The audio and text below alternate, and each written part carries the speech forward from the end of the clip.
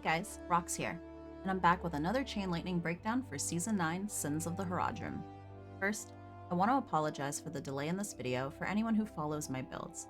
There was a bug with Enlightenment, and while I figured out how to not have the bug occur, I didn't want to deal with the accusations of me abusing it. The bug has just been hotfixed, so I figured it was a good time to finally release the build video. So what's changed this season? Honestly, not much. The build is primarily the same as last season. Obviously, we no longer have boss powers, but instead we now have Arcana and Infusions. If you're not familiar with this build, I will reiterate the gist of it. This is a lucky hit chance build, and Chain Lightning has a very high lucky hit chance, making the skill a great vessel for on-hit builds. Chain Lightning hits an enemy, and there's a chance that the cold damage from Azurewrath will proc. Rather than most of our damage coming from the skill itself, it's coming from the stats on our weapons. The lucky hit to deal cold damage on Azurewrath, combined with the Elemental Surge Cold Temper on our focus, is where most of our damage is coming from.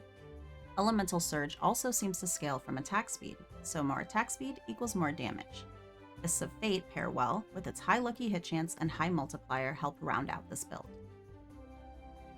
In my build planner, I have 3 different variants, 2 endgame versions and a starter version, one that uses Shako or Harlequin Crest, one that uses Heir of Perdition, and a starter version that uses no mythics but does have a few uniques. Typically, I do not swap to Chain Lightning until I have the mythic Ring of Starless Skies. However, in the starter version, you can substitute the mythic ring with a regular ring and imprint either the aspect of recharging or aspect of elemental acuity to help solve your mana issues. Please remember this is primarily an endgame build. I leveled with an Incinerate Hydra hybrid build, which easily paved the way to Torment 4, and this build guide is in my Mobalytics planner page if you're interested in checking that out. So which version is the best? Well, that depends on the type of content you plan on doing. I use the Shako version to speed farm lower pit tiers below 80, in Undercity, Hordes, and anything open world T4. Shako allows for a smooth and seamless teleporting experience once you acquire enough cooldown and evade cooldown reduction. However, it will be less damage than the Perdition version. I mostly use the Perdition version to test the limits of this build in the pit. Just note, the Perdition variant will be severely lacking in armor and lower health until you have likely over 200 Paragon points, and even then, you will still be required to use 2 incenses, Song of the Mountain, and Soothing Spices to reach armor cap. Either endgame version is suitable for bossing in T4. Last time I covered the Harlequin Crest variant. This time, I will cover Perdition. For my helm, I'm using Heir of Perdition. This helm's unique affix is a 60% multiplier. It has high lucky hit chance, which is exactly what this build wants. The high crit chance will also allow us to cap on crit chance more easily. Core skills gives a little bit of damage, but since our damage is mainly coming from our weapons, this doesn't matter as much. You will want your greater affix to be either on crit chance or lucky hit. Your masterworking will depend on your amount of crit chance that you have. We want to be at 100% crit chance, but not over by too much, so your masterworking will depend on 2 things: your Ring of Starless Skies, and the amount of all stats you have on your Shroud and your Azurewrath. All stats gives dexterity, which adds to our crit chance, so your masterworking may depend if you have greater affixes on those 2 items as well. Socket 2 Topaz for extra intelligence into your health. For the Perdition variant, I am currently choosing to use Shroud over Raiment on my chest piece. Raiment makes this build way too squishy and you may run into survivability issues.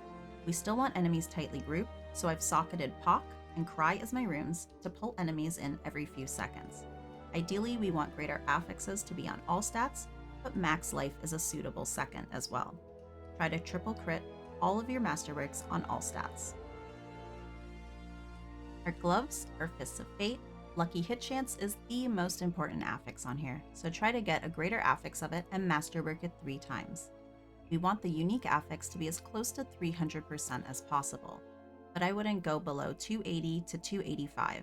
And yes, the affix can apply to our Azurewrath's lucky hit cold damage. Pants, as usual, are Axial Conduits. Try to get a high number on the unique affix, but it's not a deal breaker if it isn't maxed out. Ideally, I suggest a 2 GA pair on chance for Chain Lightning to hit twice and Resource and Gen mats.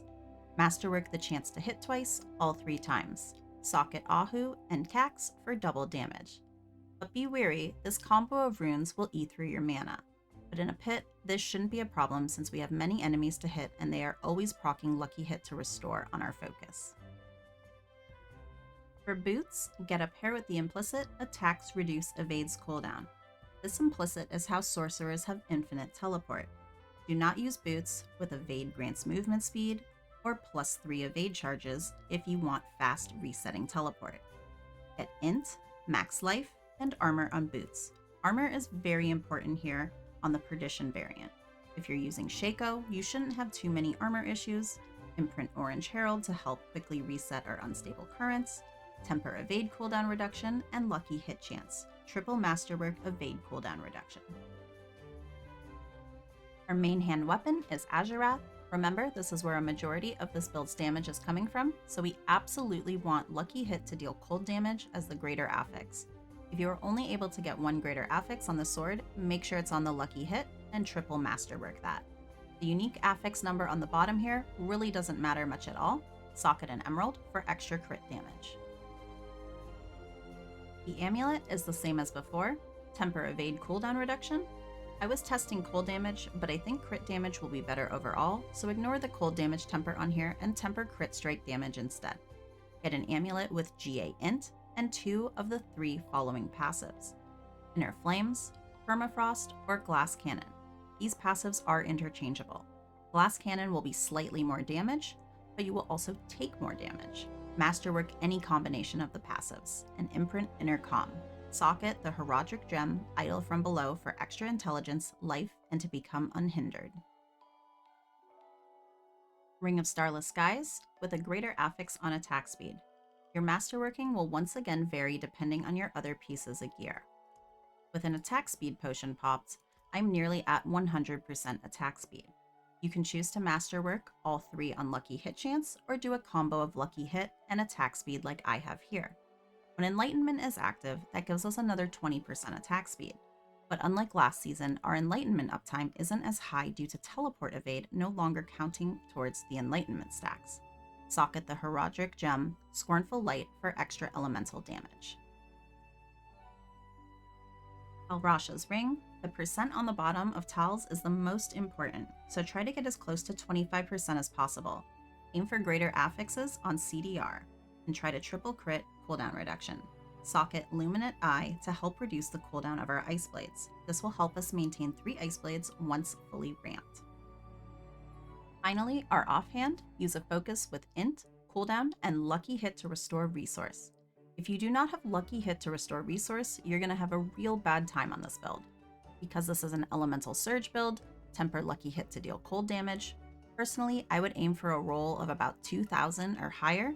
Once again, I was testing flat cold damage temper, but you can just temper crit strike damage instead. Masterwork the chance to deal cold damage 3 times, and Socket and Emerald, imprint Stormswell on the focus.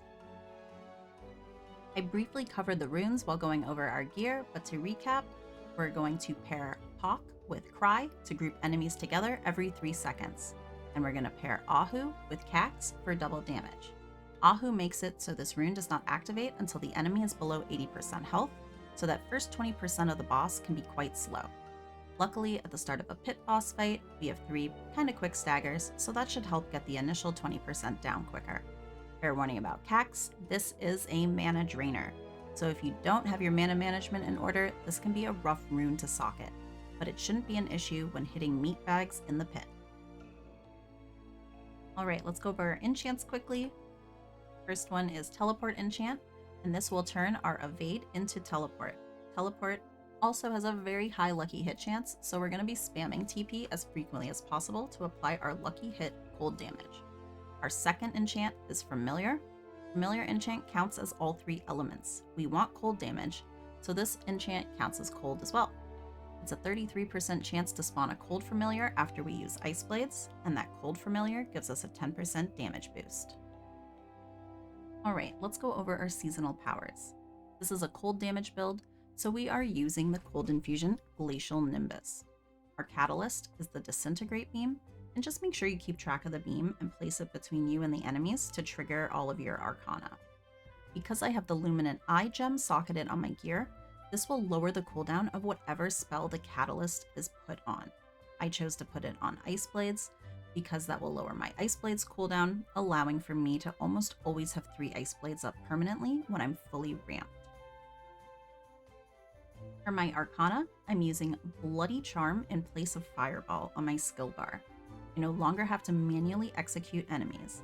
The Disintegrate Beam will do that for me when elites are 20% health or below.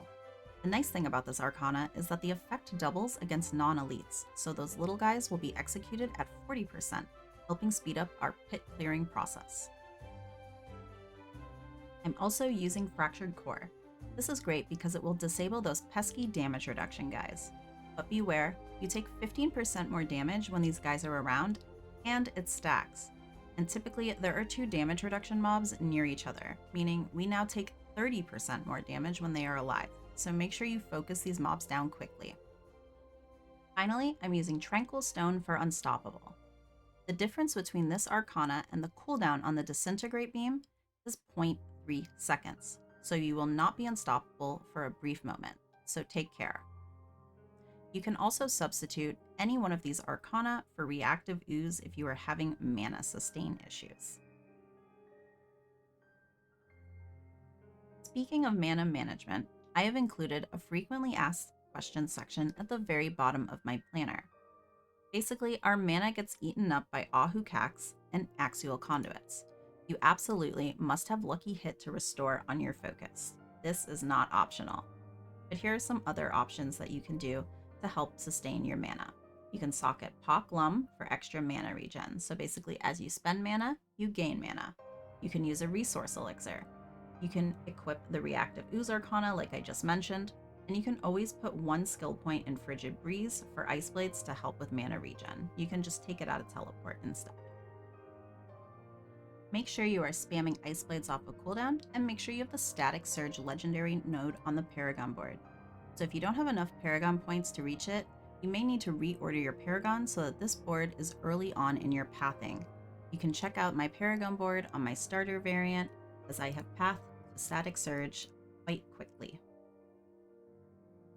Alright, not much has changed on the skill tree, but I will quickly go over what has changed. We are no longer using Greater Fireball for Execute. We are using the Arcana from the Seasonal Power for that now. So I've taken the points out of there, and we now have points in Charge Bolts. And basically, whenever Unstable Currents casts Charge Bolts, we benefit from this damage reduction. So that's really nice for survivability. I'm also now using Frost Nova and Mystical Frost Nova for an extra 15% multiplier, which is really nice. And I used to have 5 points in Unstable Currents, but now I only have 1. I mean, we have such high lucky hit chance, and the Orange Herald gets procced so frequently that we don't need to put 5 points in it. But in the off chance that you do not have permanent Unstable Currents, you may need to move some points around and max this out.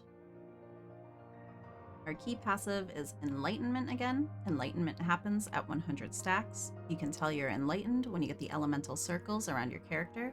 The fastest way to get to 100 stacks is by weaving different elements. It may sound a little confusing, but it's actually very simple, and I'll go over that in the gameplay loop shortly. Unfortunately, Enlightenment suffered a nerf this season due to the teleport enchant no longer counting for stacks. There was no mention of enchants specifically not counting as stacks in the patch notes. They only mentioned unintended things like potions were proccing it, so not sure if this was intentional or it just caught astray from this change. So sadly, our Enlightenment uptime is worse than previous seasons. You may ask, well, what about Veers? While Veers works with Chain Lightning, I don't believe Veers is doing anything for the Azurewrath cold procs, so that's why I'm sticking with Enlightenment for now. Our Paragon board this season is virtually the exact same as it was last season. We just have 2 glyph changes. Instead of Flame Feeder, we are now using Exploit. And on our Frigid Fate board, we had Warding here last season. We are now using Unleash. On Fundamental Release, we are using Tactician as usual. Same with Enchantment Master, we have Elementalist. And on Static Surge, we have Destruction. Alright, our gameplay loop is as follows. You're basically going to hold down Chain Lightning, you're going to constantly evade to apply more lucky hits, you're going to Ice Blades off cooldown, Ice Armor off cooldown, same with Unstable Currents as well, same with Frost Nova, and we're just going to Flame Shield as needed. However, just remember when you enter the dungeon, you're going to want to Flame Shield very early to get that Pyro Tal Rasha's stack. And also remember when Enlightenment is down, we will deal less damage.